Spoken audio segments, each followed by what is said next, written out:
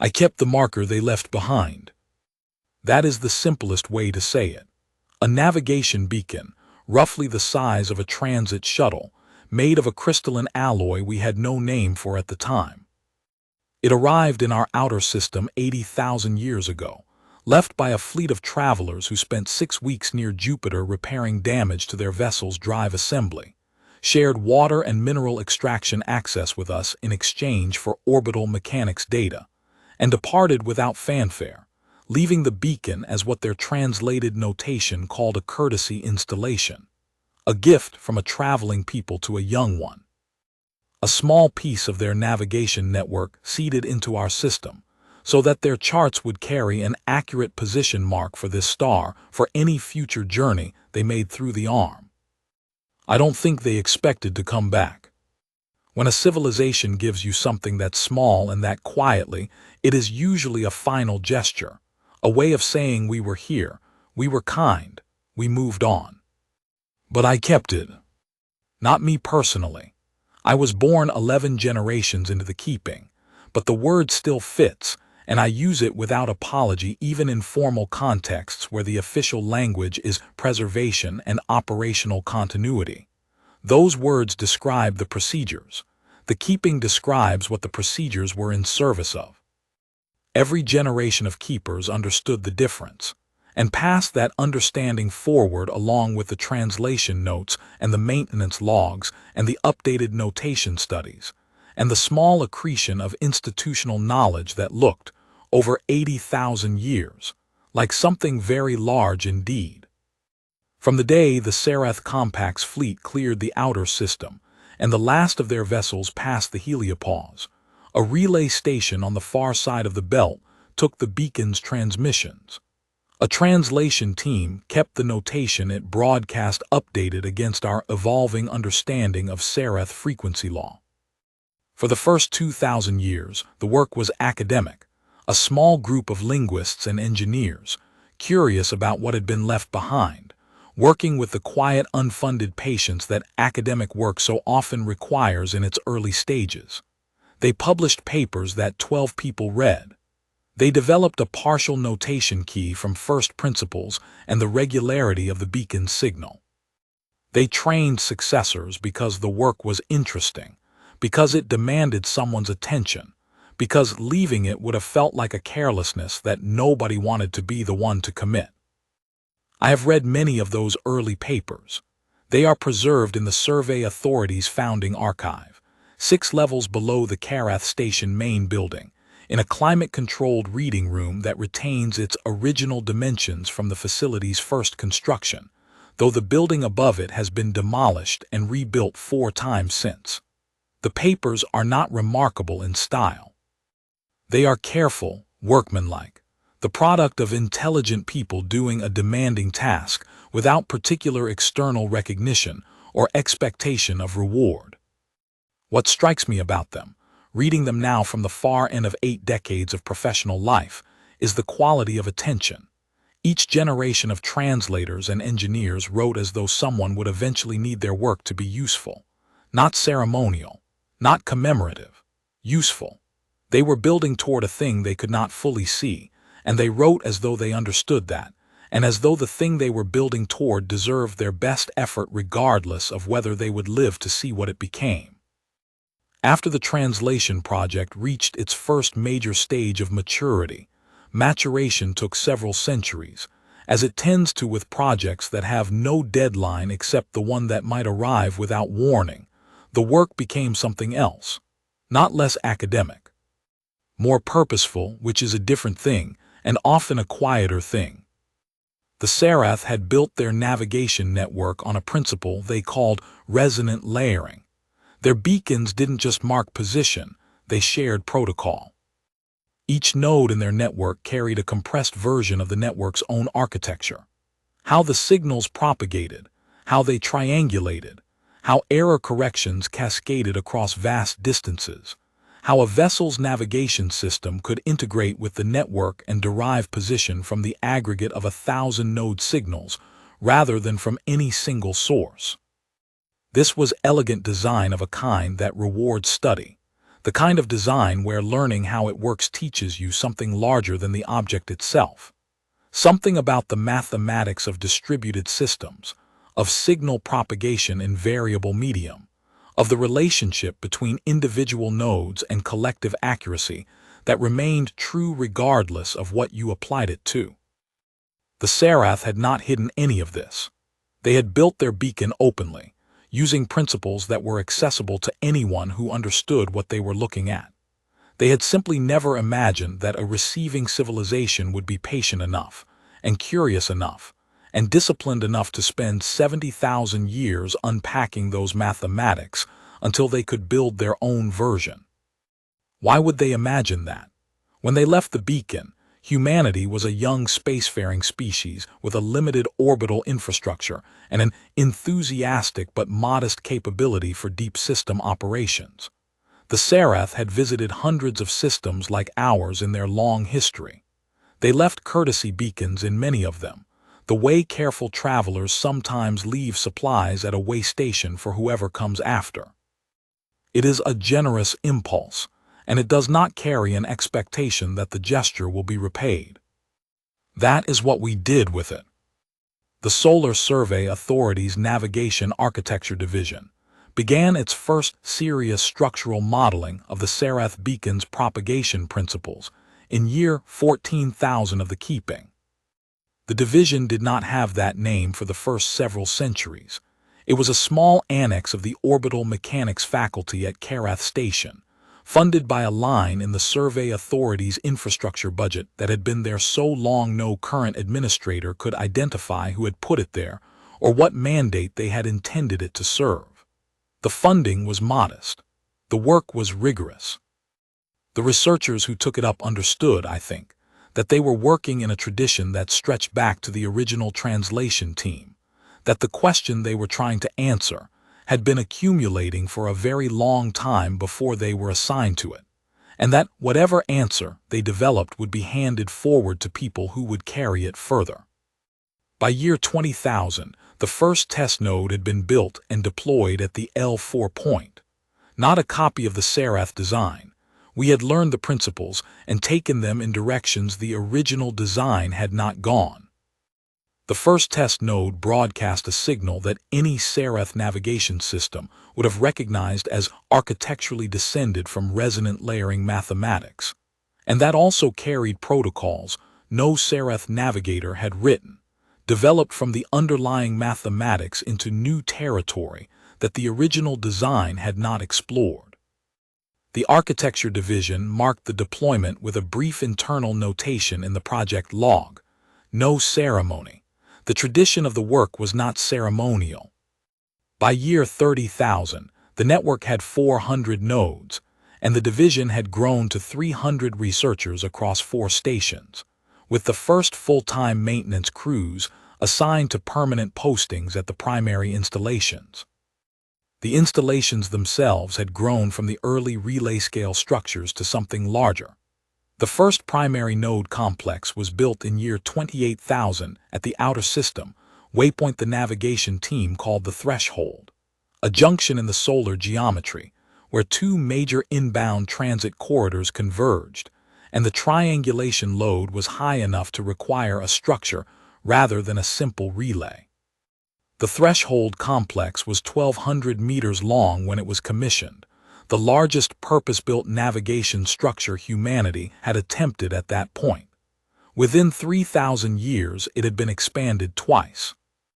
By year 50,000, the network had 2,300 nodes, and the division had developed the heliopause extension protocol, pushing the network's effective coverage past the traditional solar boundary into the outer transition zone, where deep transit navigation becomes critically dependent on accurate position anchoring. The heliopause extension was the most consequential development in the network's history after the initial test deployment, because it changed the network's function from a local navigation aid to a deep transit asset, something that could be used by incoming vessels long before they reached the inner system, that could anchor a ship's position at the point where positional uncertainty was greatest and the consequences of error were hardest to recover from. By the time I was born, the network had 14,000. I want to be careful about what 14,000 nodes means, because the number alone does not convey the reality accurately. It does not mean 14,000 small objects in convenient orbits. The network spans the full solar system from Mercury's orbital band to 17 light towers beyond the heliopause in all 6 primary transit directions. Some nodes are small, the relay variants, seated at waypoints throughout the outer system, manufactured in large numbers and maintained with the same attention as any other installation, because in a distributed network, the quality of the weakest node defines the quality of the whole. The primary nodes, the ones that anchor the major navigation corridors and carry the heaviest triangulation load, are structures. The smallest primary node is 4 kilometers in length. The largest, at the heliopause boundary on the solar south axis, is 31 kilometers long, encased in its own shielding platform with a permanent crew of 300 navigation specialists, computational staff, and maintenance engineers. Some of those families have lived at the installation for 3 or 4 generations because the posting is remote enough, and continuous enough, and carries enough of its own internal gravity that it tends to become home. The original Sarath beacon is still there. It is Node 1. It sits at exactly the coordinates where the Sarath placed it, still transmitting in Sarath frequency notation, still carrying its original courtesy identification. Sarath Compact Courtesy Installation Designation 7, positioned at Sol System by authorization of the Navigation Registry, Epic Marker 8477. We added the Survey Authority's operational designator alongside it and the network integration notes in standard format, but we never removed the Sarath notation. The notation is the history. The history is the reason everything else exists. We maintained Node 1 because it was the foundation of everything the architecture division had built. We maintained it because the translation archive depended on a living source of Sarath frequency notation to calibrate against, and a beacon that had been transmitting in an unchanging base signal for 80,000 years was more valuable for that purpose than any archived recording. And we maintained it because the tradition of the work demanded it. Every keeper who had worked on the project, across every generation, understood at some level that we maintained it because the Sarath might come back, and we wanted to have kept their thing properly. Not as a debt, not as an obligation, as a kind of institutional integrity, the same quality that makes a careful person return a borrowed tool in better condition than they received it. The Sarath had left something with us in a gesture of courtesy. We intended to honor it. There is a text that every new archivist in the Survey Authority's Translation Division reads in their first year of posting. It was written by archivist Dovan Sale in year 800 of the project, and it is not long, 2 pages, handwritten in the style of the period, preserved in the founding archive's environmental case alongside the original translation notes. Dovan Sale was the 3rd keeper of the project, and the text does not say explicitly that we are doing this because the Sarath might come back. It says something more considered than that. We are doing this because the beacon was given in trust, and because we do not know what form the reckoning of that trust will take, and because the only way to be ready for a reckoning you cannot anticipate is to be the kind of institution that keeps its commitments without knowing whether anyone is keeping score. I have read that text many times. I read it on my first day at Meridian 12 and on my last. I came to understand what the keeping was over many years, not all at once. It comes to most people in pieces, first as habit, then as understanding, then as something you could call meaning if you were inclined to that kind of language. For me it came in 3 separate moments widely separated in time, and the accumulation of those moments is what I brought to Meridian 12 for 31 years, and what I carry now. The first was in my 2nd year at the Belt Relay Station Meridian 3, when I was 30 years old and had been in Survey Authority service for 8 years. the first 6 of which I had spent at an Earth orbit monitoring post doing routine calibration work. Meridian 3 sat at the inner belt's northern junction, one of the primary nodes in the inner network, and my supervisor, there was a woman named Archivist Keth Sorrell, who had been working in the translation division for 20 years before transferring to station operations. Keth had a habit of talking through her work while she did it, not explaining it to anyone, just narrating it to herself, which I initially found eccentric and later came to understand was a method of maintaining attention across long periods of routine observation. One afternoon she was reviewing Node 1's transmission log, a calibration task she performed every 14 days as part of the station's maintenance schedule, and she said, to herself, to the display, to nobody in particular, that the thing about keeping someone else's object was that you had to decide very early on whether you were keeping it for them or keeping it for what keeping it made you. I asked her what she meant. She said, if you are keeping it for them, you will maintain it at whatever standard they would have wanted, which is not necessarily the same as the best standard you are capable of, and your care will always be calibrated to an external measure you can only approximate. If you are keeping it for yourself, for what the act of keeping it correctly makes you, then the standard is internal, and the object becomes less important than the quality of the keeping. She said she thought the Survey Authority had always kept Node 1 for itself, not for the Serath, and that this was why the beacon was in better condition than the day it was placed. I thought about that for a long time. I am still thinking about it. The second moment was at Southwatch 7, in the 6th year of my 9-year posting, when I located Node 1 in the long-range receiver for the first time. The signal was faint at that range, a single frequency line in the background noise of the inner system, identifiable only because I had memorized the notation and recognized the encoding from years of working with the translation archive. I held the lock for 17 minutes before the geometry shifted and I lost it. Those 17 minutes were not remarkable from the outside. I was sitting at a receiver station in a deep system monitoring post, tracking a signal from a beacon that had been doing the same thing for 79,000 years. Nothing happened. Nothing was supposed to happen. But something about holding that signal, the original signal, the one that started everything, in my receiver at an instrument built by people who had spent generations trying to understand it, was the kind of moment that reaches back through all the work that preceded it and makes the work feel like it had a shape. The third moment was the night the acquisition signal came in, on the eastern terrace of the Anatolian compound, when I set down my tea and understood that the thing we had been keeping for 80,000 years was about to matter in a way it had not mattered before. All 3 moments are the same moment, looked at from different angles. That is what I mean when I say the understanding comes in pieces. There is a plaque at the entrance to Meridian 12's primary operations room, installed before my arrival and unchanged since.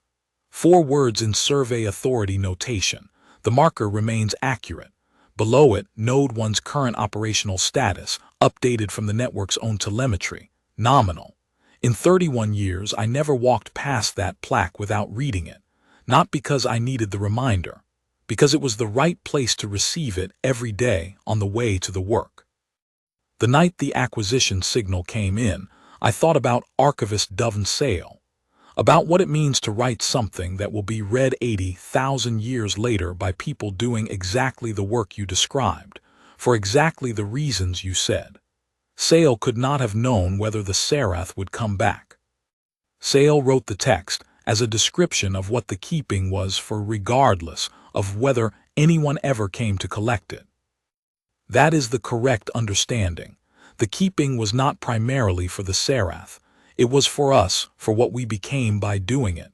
The return just turned out to matter too. The translation team's contact preparation work ran to more than just the updated notation study. Orath's division had produced 6 supporting documents. A registry law analysis, A historical precedent survey of emergency charter events in Sarath administrative history. A signal architecture disclosure protocol tailored to the specific challenge of explaining a 14,000-node network to a fleet whose own charts showed one node. A sanctuary law framework analysis prepared in collaboration with the Galactic Continuity Framework's legal registry. A vessel status assessment template designed to gather information about the formation's structural needs without appearing to conduct an evaluation, and a translation guide for the informal register. The notation the formal contact would need to step into if the formal register proved insufficient for what needed to be said. That last document was the one I read most carefully. In 31 years of watching the network, I had developed a working reading knowledge of Sarath formal notation, but the informal register was harder, more context-dependent, resistant to the kind of systematic annotation the formal register rewarded. Orath's team had built their guide from Node 1's transmission log, which carried faint, informal register elements in its background encoding that the original translation team had identified but never fully analyzed, and from whatever informal register material existed in the beacon's historical documentation files. It was not comprehensive. It was the best available. In the end, when the formal contact stepped out of the procedural register and into the personal statement of necessity, the translation team's rendering was good enough, precise enough where precision mattered, flexible enough where the notation was reaching for something that formal language had not been designed to carry. The 11 days of the approach also gave me time to think, in the intervals between reading and watching the display, about what the Sarath must have experienced during the 6,000 years of their transit. 6,000 years is not a span of time that corresponds to any human experience I can usefully compare it to. It is the difference between the time of the earliest agricultural societies and now, in one direction. It is longer than most continuous human institutions have existed, in the other direction. It is, in practical terms, several generations of people born and dying aboard vessels that had been in transit before their parents were born, living inside a mission they had not chosen and could not complete by any individual act, sustained by the same quality of institutional commitment that sustained the survey authorities keeping across 80,000 years. The understanding that you were part of something that would continue after you were gone, and that continuing it correctly was the most important thing you could do with the time you had. I thought about the people who had been born on those ships in the later centuries of the transit, who had grown up inside a mission that had been underway for longer than any living memory aboard, who understood their situation not through the experience of departure, but only through the records of it.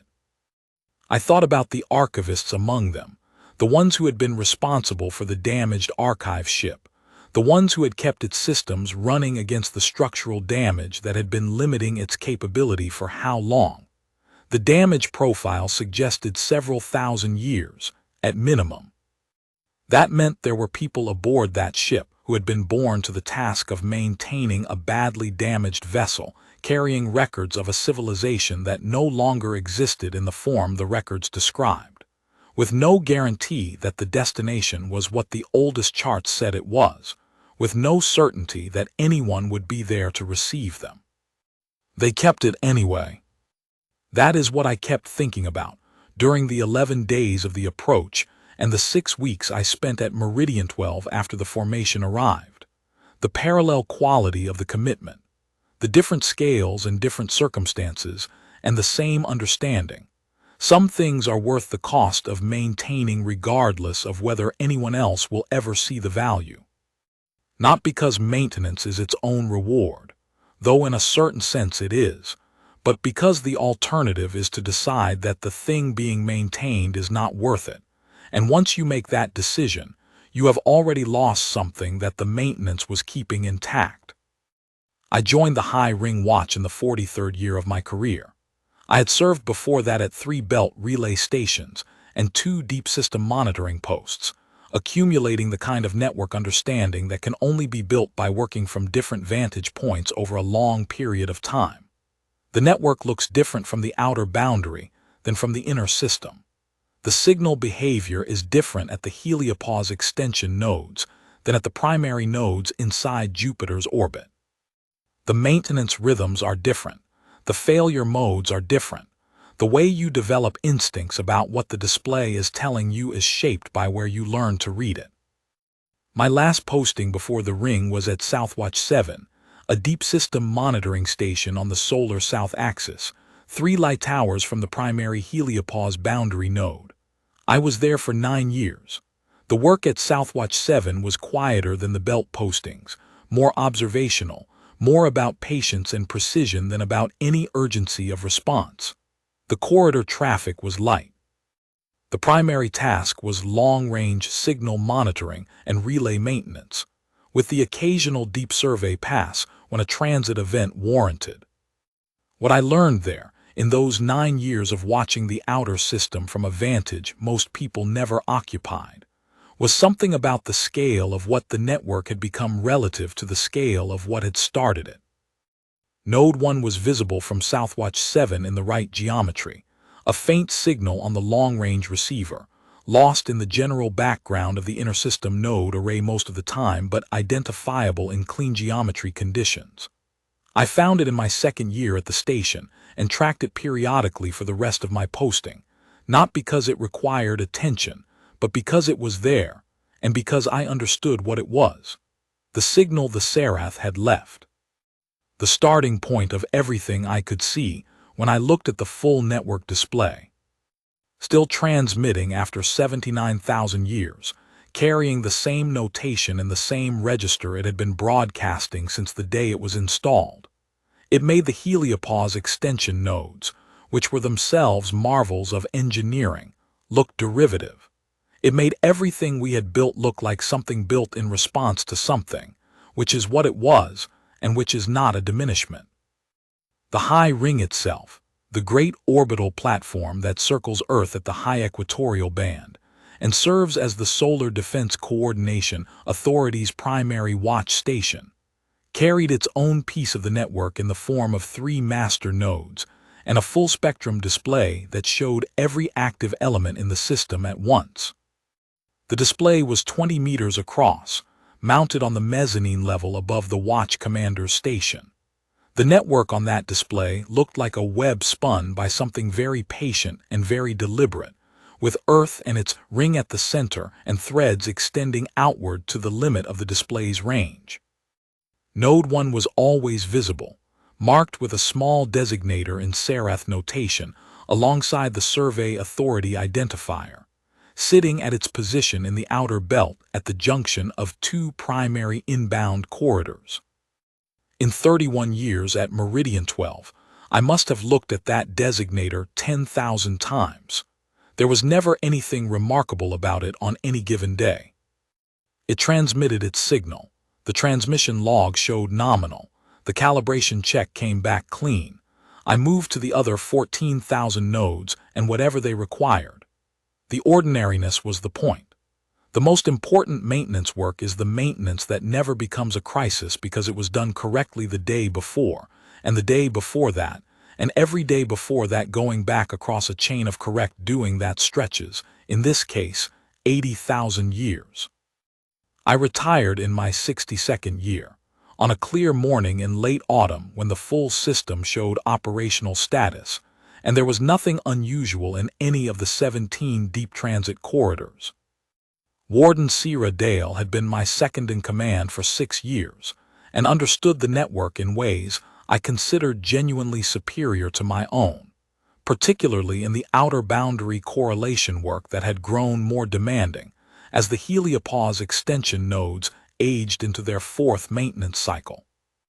I signed the transfer documentation, received the standard retirement commendation from the Survey Authority's senior director, a brief, dignified acknowledgement of 31 years of service, the kind of thing that is said correctly without being memorable, and took the transit down to the Anatolian surface compound, where the survey authority keeps housing for retired senior staff who have no more particular place to be. I was 62 years old and in good health, and I had spent my adult life inside an 80,000-year institutional memory. I did not know, on the morning I retired, that the Serath were already on their way back. The outer boundary node that would make first acquisition was 11 months from logging the signal. The formation was traveling at a careful velocity, conservative, the velocity of ships that could not afford to arrive in poor condition, and they produced no precursor signal that any survey authority system would have detected at that range. They were simply in transit, inbound, carrying their oldest charts toward the most reliable mark on those charts. The acquisition signal came in 14 months after my retirement, on a clear evening when I was sitting on the eastern terrace of the Anatolian compound with my customary cup of tea, watching the ring. I had developed the habit of the watching in the way retired people make habits of small observational rituals that connect them to the work they are no longer doing, but cannot entirely stop caring about. The ring arcs across the southeastern sky on clear evenings, moving slowly enough in its apparent motion to look nearly fixed, sometimes visible as a string of separate luminous points when the node arrays are at the right phase. I had watched it for 31 years from inside and was watching it now from below, and it looked different from here, smaller, more abstract, a bright line rather than a living system. And I found that I preferred on most evenings to think of it as the full thing rather than the visible piece, to hold in mind the whole network extending outward from that bright line in all directions to 17 light towers. My secondary communicator chimed at 23 minutes past the third hour, the deep contact acquisition tone. I recognized it immediately, without having to think about it or look at the display. 31 years of watch shifts. I set down my tea. The acquisition summary arrived on the priority distribution channel 47 minutes later. A south axis boundary node at 23 light towers had logged an inbound signal on the fourth deep transit bearing. Frequency notation, Serath registry format, confirmed against the translation archive's master key. Fleet transponder codes, Serath compact administration, vessel series identifiers from a registry epoch dated to approximately 80,000 years prior to standard. 17 vessels. The transponder emissions showed degradation characteristic of extended operational wear, intermittent encoding dropout on 2 vessels, carrier stability within tolerance on the stronger signals, but drifting in the pattern of systems that had been in continuous service for a very long time without full maintenance access. One of the smaller vessels was barely acquiring. The boundary node had required 4 sequential acquisition cycles before it could establish a stable lock. I sat on the terrace for a long time after reading that. In 31 years of occasionally wondering what it would feel like when the Serath came back, I had imagined something very different. A fleet in good order, carrying the precision of a civilization that had grown in the 80,000 years of absence as we had grown. 2 peoples discovering each other's scale for the first time, the conversation shaped by mutual surprise. I had imagined, and this is the kind of imagining you do when you have watched Node 1 on the display for 3 decades without ever seeing anything on the deep transit bearings, whether there would be a moment of contention, whether the Serath would arrive with a claim over the network we had built from their mathematics, whether we would need to invoke the registry law that established our independent right to it. What I was reading was 17 vessels with intermittent transponder dropout, and one of them barely visible on the acquisition sensors. The word remnant in their fleet designation was doing a great deal of work, and I understood what work it was doing. I applied for a temporary reinstatement pass to Meridian 12 that night. It was approved as a professional courtesy to a senior retiree inside 6 hours, and I was at my old station in 30 hours, standing at my old display. Warden Dale was gracious about the intrusion. She had already activated the Serath language archive, assigned linguists to the contact protocol team, and notified the Defense Coordination Authority through the standard priority channel. The Solar Fleet's inter-system patrol had been adjusted to non-display posture, which meant pulling the larger formation assets to orbital staging and leaving the visible inter-system density at its routine operating level. Routine operating level was 941 capital-class vessels on patrol and maintenance rotation. Non-display posture did not reduce that number. It meant not adding to it in ways that would read as a demonstration. What was already there was already sufficient. It had been sufficient for a long time, and it would be sufficient now, and what I felt looking at the patrol disposition on the tactical display was not satisfaction at the scale of it but something quieter.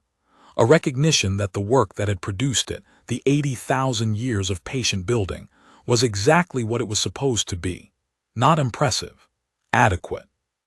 More than adequate by a considerable margin. But what mattered was that it was there, and that it had been built by people who understood what it was for. The 11 days of the approach were among the longest of my professional life. I slept in short intervals and spent the rest of my time at the display or in the station briefing room reading the translation team's contact preparation work. The Archive Division had spent 8 decades developing an updated notation study for this eventuality, a comprehensive reconstruction of current Serath High Register formal protocol, calibrated against 80,000 years of beacon transmission logs, and the team's modeling of expected linguistic drift across that period. The study ran 612 pages. I read it twice. My Serath formal notation was never good. I was a watch officer, not a linguist, and the notation structure requires a kind of simultaneous attention to multiple register levels that I have never been able to maintain without conscious effort. But I had always kept a working reading knowledge of it, because watching Node 1's transmission log without understanding what it was transmitting had always seemed to me like a waste of an opportunity. The 17 vessels were not small. 2 of them carried the transponder signatures of what we would classify as heavy cruisers, long, double-hulled designs with the characteristic Serath resonance pod drive configuration trailing behind the main hull, a design family the Archive's technical records traced to before the time of Node 1's installation. The hull lines were the same. The scale was somewhat larger than what the historical records described. The Serath had continued developing that design over the 80,000 years of their absence, apparently, and whatever they had developed it into was still functioning, if not entirely optimally, after 6,000 years of continuous transit. The other 15 vessels were smaller and varied, carrying the evidence of long service. Irregular thermal signatures in the sensor, returns on the damaged vessels, asymmetric hull geometries, a patchwork quality to the energy distribution profiles that suggested repair strategies developed over a long time without access to original components. And on the Archive ship, which I identified on day 4 by the weakness of its transponder signal and the asymmetric deployment of its resonance pods, 3 of the 8 pods hanging at angles that indicated they were receiving positioning commands, but not fully executing them. The unmistakable profile of a vessel that had been nursed across a very great distance, in a condition that would have been grounded in any system with normal repair infrastructure. They had kept the Archive ship in the formation across 6,000 years of transit. Whatever had happened to it, and the damage profile suggested a serious structural event, probably many centuries ago, had been compensated for, repaired partially, worked around, and maintained within operational limits through all the years since, because the Archive it carried was what they could not afford to lose. They were keeping it the same way we had kept Node 1, a different scale, a different circumstance, the same quality of commitment. This is the thing we do not set down. On day 3, before any formal contact had been initiated, the formation began pinging Node 1. The same query, repeated 17 times over 3 days, in Serath formal navigation notation, an identification request, and a registry acknowledgement query. The translation team's annotation described it as the equivalent of knocking and waiting. We know this is ours. We know you have it. We are asking if you know what we know about what it means. We acknowledged on day 3.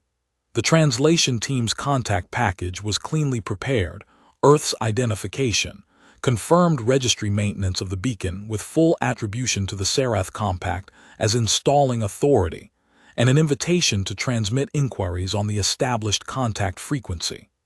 Formal, measured, calibrated to the Sarath hierarchy of address that the archive team had reconstructed across 8 decades. Their response came in 6 hours. A senior officer, the formation's apparent commander, based on the register level of the transmission, introduced the fleet, the Sarath Compact Remnant, operating under emergency charter status, an expression of recognition that the beacon had been maintained, a formal request for navigation registry access and peaceful passage to the beacon's position for assessment and potential recovery. Navigation registry access is a specific Sarath protocol.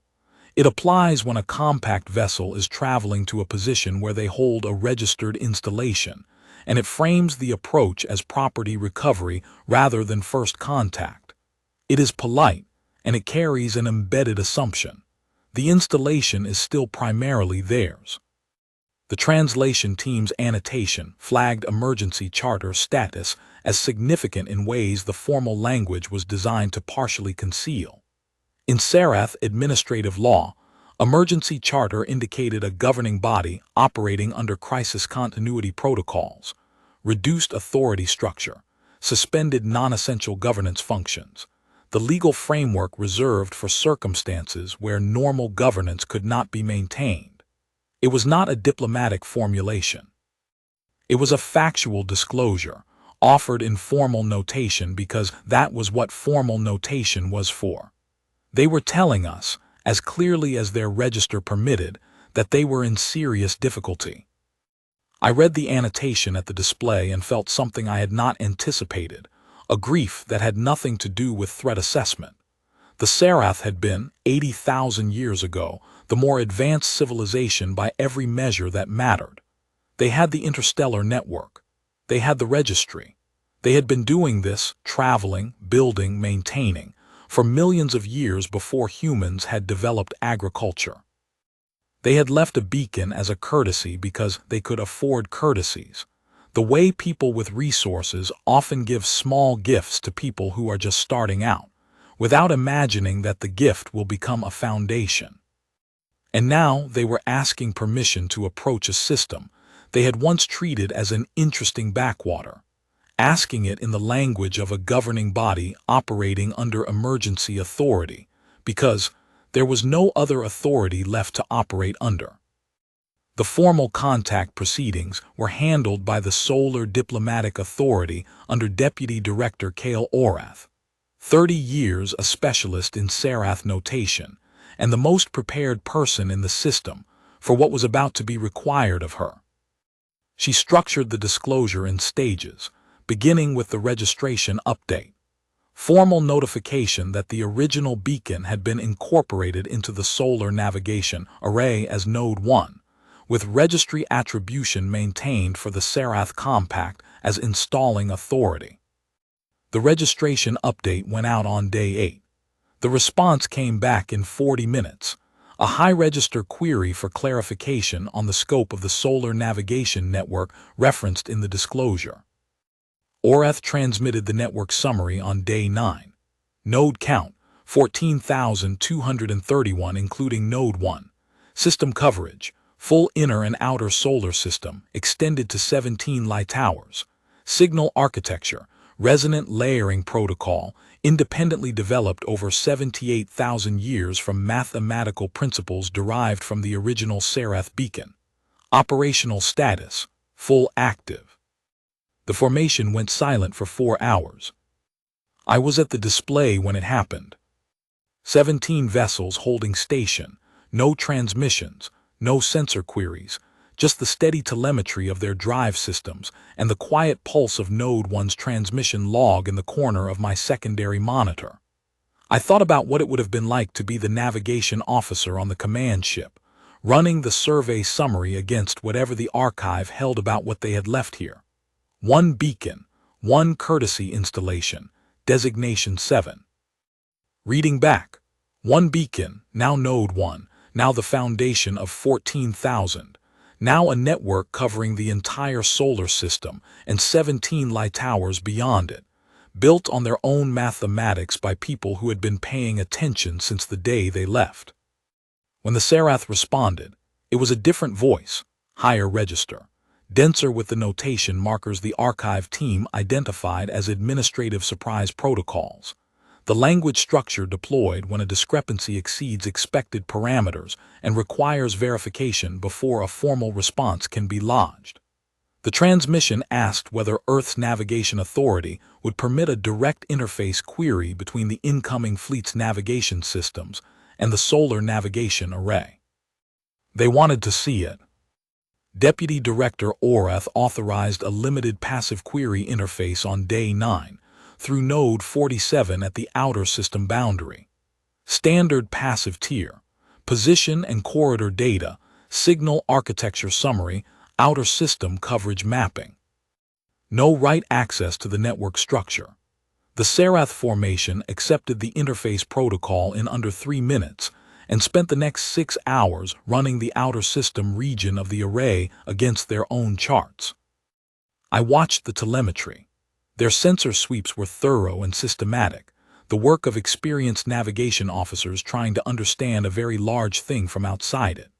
What they were receiving was several thousand nodes, full outer system corridor mapping, coverage extending to the heliopause boundary, all of it architecturally descended from resonant layering mathematics, and all of it developed far beyond what their charts described as having been possible for this location.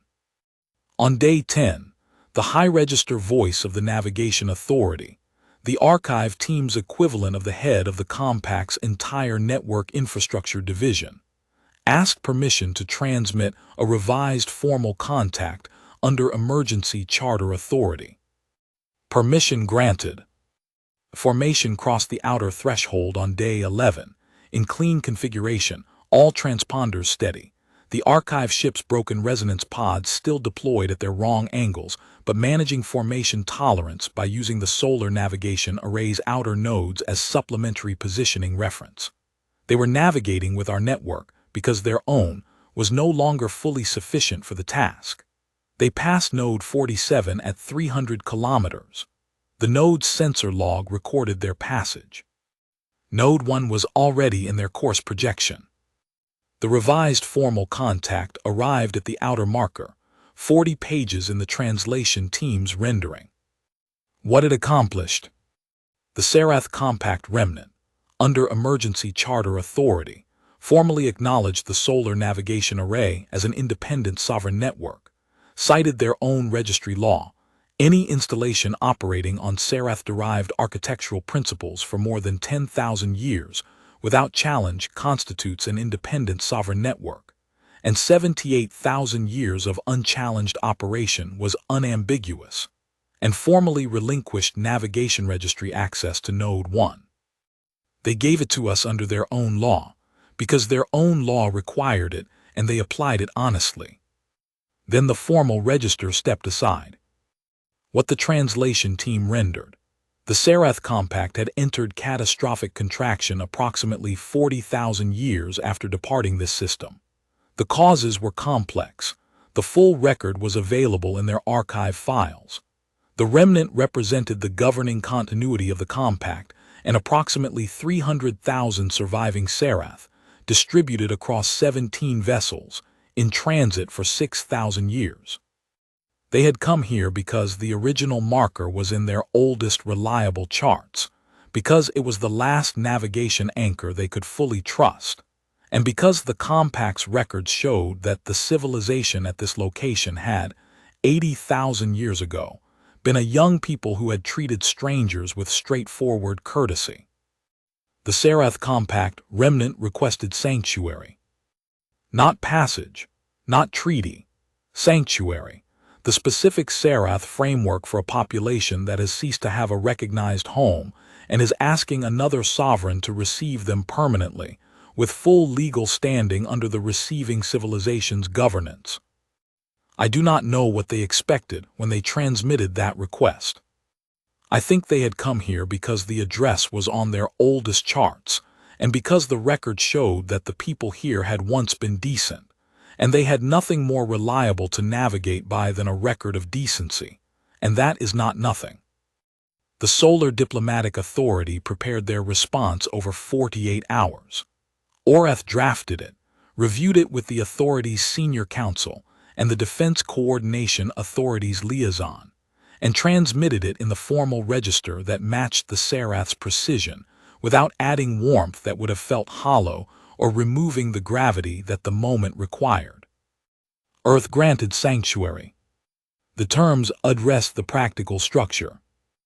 Designated orbital habitation zones in the inner belt, survey authority network access at full integration tier, navigation authority recognition under the registry law the Serath had themselves cited, and a filing with the Galactic Continuity Framework creating a permanent record of the sanctuary grant. Irrevocable, against challenge by any future administration, including any future Serath administration that might argue the remnant had lacked authority to accept. We had thought of that. We had thought of many things in 80,000 years of thinking about what it would mean if they came back. 300,000 people in 17 ships. The archive ship carried what they could not lose. The compact's legal and administrative record, the scientific and historical archive, the navigation charts. 6,000 years of transit, and they had kept the archive ship in their formation through all of it, nursed it through whatever had broken its resonance array, maintained its drive within operational limits by whatever means available, because it was what remained of what they had been, and they understood, the way keepers understand, that some things are worth the cost of maintaining regardless of whether anyone else will ever see the value. When the formation reached the belt reception coordinates, the survey authority sent 2 support tenders with technical exchange packages and no conditions. The archive ship received priority assessment. A full repair team was assigned inside a day. The sanctuary proceedings themselves lasted 17 days, not because the legal framework was complex. The Galactic Continuity Framework filing was straightforward, and the belt zone allocation had been modeled by the Survey Authority's infrastructure team long before the Serath arrived, against exactly this eventuality. They lasted 17 days because the Serath Remnant's governing council needed time. They needed to read the documentation, consult their own archive, understand in full what they were accepting and what it meant for the 300,000 people they were responsible for. Orath gave them the time without comment, which was the correct thing to do, and the survey authority's support tenders held station at their assigned distance and waited. On the 17th day, the Serath Compact Remnant's senior officer transmitted a formal acceptance in the highest register available under Emergency Charter Authority, a declaration of lawful entry into sanctuary status, filed simultaneously with Earth's diplomatic authority and the Galactic Continuity Framework's permanent record. The transmission was brief. It carried notation markers the archive team identified as the Serath equivalent of finality, not reluctance, not defeat, but the language of a thing concluded. And it ended with a personal notation in informal register from the senior officer that the translation team spent 2 days working on before they were satisfied with the rendering. What the senior officer said, as close as the team could render it, we did not know when we left the beacon that we were leaving it with people who would know what to do with it. We know now. That is, I think, exactly right. I stayed at Meridian 12 for 6 weeks after the formation arrived. The work was careful and unhurried. Vessel assessments, belt zone calibration, the beginning of the archive integration project. The translation team's scholars and the Seraph Remnant's own archivists began their first formal sessions inside a week of arrival. Not dramatic, not what I had imagined in 31 years of occasional wondering. Just the work, given the same quality of attention that had been given to Node 1 for 80,000 years, now extended to the people who had placed it. On the day I took the transit back to the surface compound, I stopped at the display one last time. The full network, every node lit. And in the inner belt, 17 new markers, surrounded by the infrastructure of a solar system that had learned from a stranger's gift and built something large enough to hold them when they ran out of road. Warden Dale walked me to the transit bay. "You'll keep following the transcripts," she said. "Yes," I said. She nodded. "You don't spend 31 years inside an 80,000-year institutional memory and then simply stop." They had given us an address. That is what it was, at the root of everything, a coordinate in the navigation language of a people who had been kind to strangers and moved on. Here is where this star sits in the map of the arm. Here is the principle that lets you locate yourself in relation to everything else. A courtesy installation, designation 7, left for a young civilization that had treated them fairly and might someday find it useful. We had found it useful. We had spent 78,000 years learning its mathematics, building from its principles, maintaining it in trust, handing the work forward generation after generation, until what had started as a single courtesy beacon was the foundation of something so large that, when the people who had given it to us came back, reduced to 17 ships and 300,000 souls and 6,000 years of running, they found a solar system that had organized itself around the principle of their gift, maintained their node exactly as they had left it, and had room enough and readiness enough to answer yes when they finally asked. They had given us their address because they were kind. We had kept it because we understood what it meant to be trusted with something. We had built everything else because we had patience and time and the institutional memory of a people who knew the difference between a gift and an obligation, and who understood that the truest way to honor a gift is to become, over the long years of the keeping, the kind of people who can give back something larger than they received. When the answer was asked of us, we were ready to give it. We had been ready for a very long time.